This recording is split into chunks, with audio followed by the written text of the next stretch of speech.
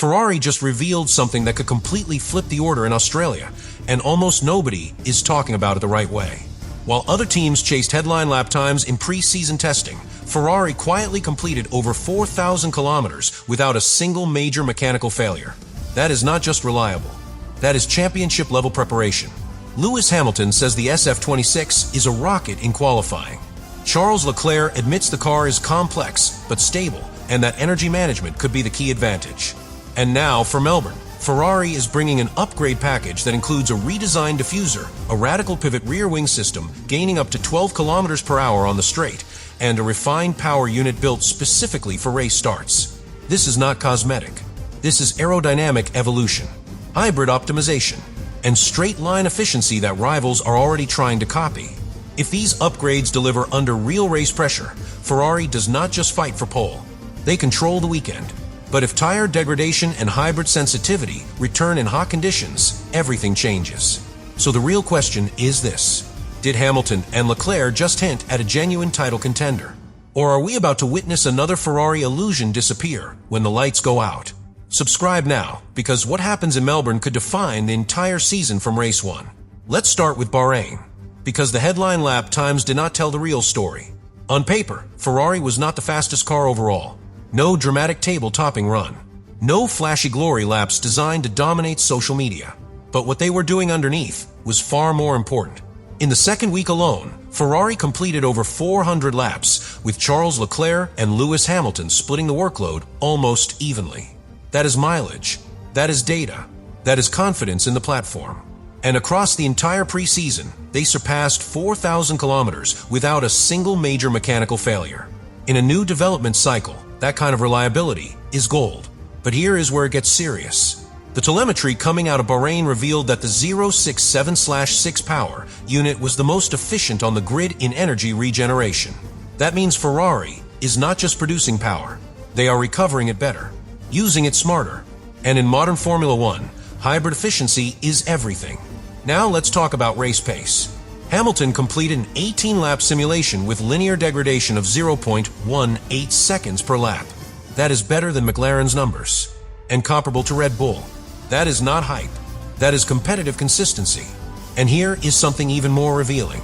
Leclerc's official best lap time looked strong, but insiders suggest Ferrari was running with conservative engine modes during certain sessions. In other words, the full ceiling may not have been shown. Now listen carefully to what Hamilton said. The front bites.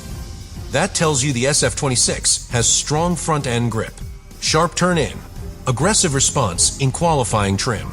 But he also admitted the performance window narrows in hotter conditions.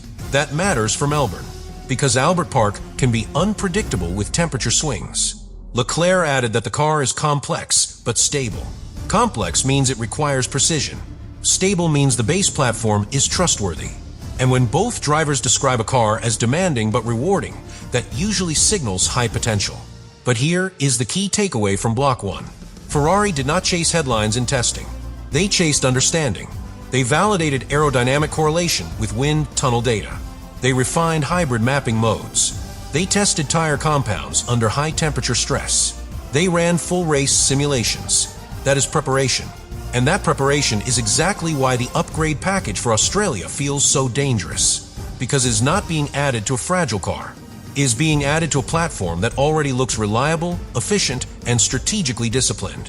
And if that foundation is as strong as it appears, then what Hamilton and Leclerc revealed might only be the beginning. Now let's talk about what Ferrari is actually bringing to Australia. Because this is where things go from impressive to potentially game-changing. Ferrari is not introducing a completely new car.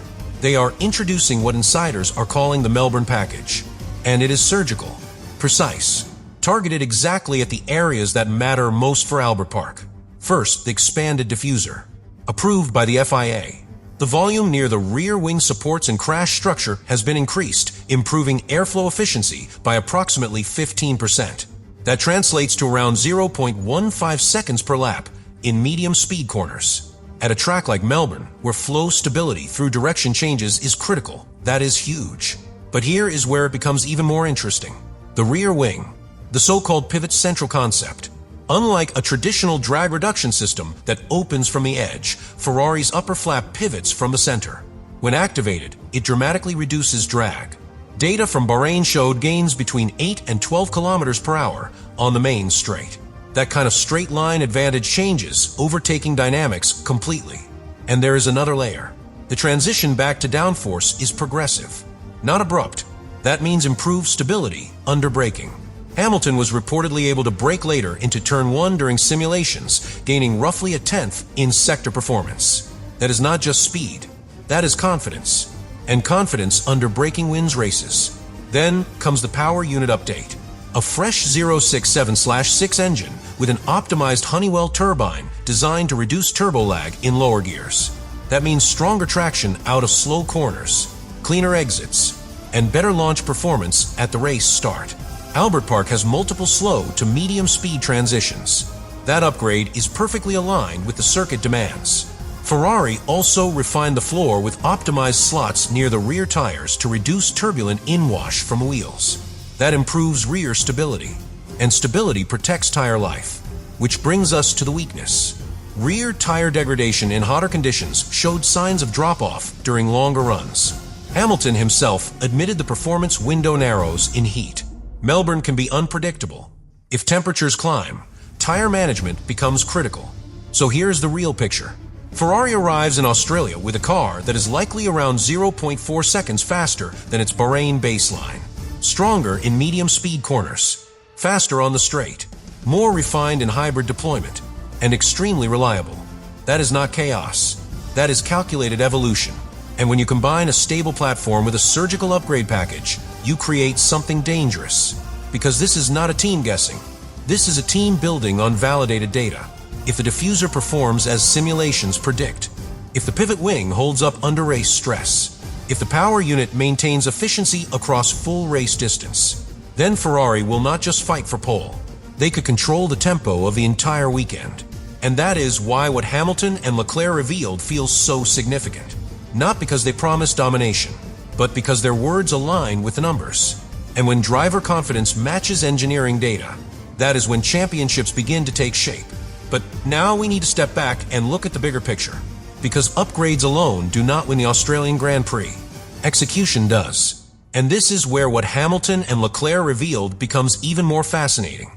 Hamilton openly admitted that the SF-26 rewards precise energy management. That tells you something critical. The hybrid system is powerful, but it demands discipline. If you over-deploy early in a lap, you risk clipping at the end of the straight. If you mismanage recovery phases, you compromise race pace consistency. This is not a forgiving car. It is a sharp instrument, and sharp instruments in the right hands can be devastating. Now consider the dynamic between the two drivers. In Bahrain, Hamilton's race simulation pace was reportedly half a second stronger than Leclerc's, largely due to superior energy management. That is not a small margin. That is strategic influence. It suggests that over long stints, the SF-26 may reward experience and efficiency over raw aggression. But Leclerc remains one of the strongest qualifiers on the grid. And with a rear wing capable of delivering up to 12 kilometers per hour, more on the straight, pole position is absolutely realistic. So imagine the scenario. Leclerc extracts maximum one-lap pace on Saturday. Hamilton manages race energy perfectly on Sunday. A car that is efficient, reliable, and now aerodynamically sharper with an expanded diffuser and refined floor. That combination is not hype, is balance. But here is where the tension rises. The active Aero system, including the pivot rear wing, is sensitive to crosswinds. Melbourne is known for unpredictable gusts. If wind direction shifts mid-race, the car's balance could fluctuate. And then there is tire degradation. Rear tires showed drop-off during extended hot runs in Bahrain. If Albert Park runs hot, Ferrari will need flawless strategy. No miscalculations, no delayed pit stops, because in a tight field, even a few tenths loss per lap compounds quickly. So what Hamilton and Leclerc revealed is not just optimism, is complexity. They revealed a car that is fast, but narrow in its peak window, efficient, but demanding, innovative, but sensitive. And that is what makes this so compelling. Because if Ferrari executes perfectly, the SF-26 could dominate qualifying and control the race through straight-line efficiency and hybrid precision. If they miscalculate even slightly, rivals like Red Bull and McLaren will capitalize instantly. Australia will not just test the upgrades. It will test the discipline of the drivers, the clarity of the engineers, and the adaptability of a car that may be one of the most technically creative machines on the grid. What Hamilton and Leclerc revealed was not noise. It was a signal that Ferrari believes this is not just an incremental step forward. It might be the foundation of something much bigger.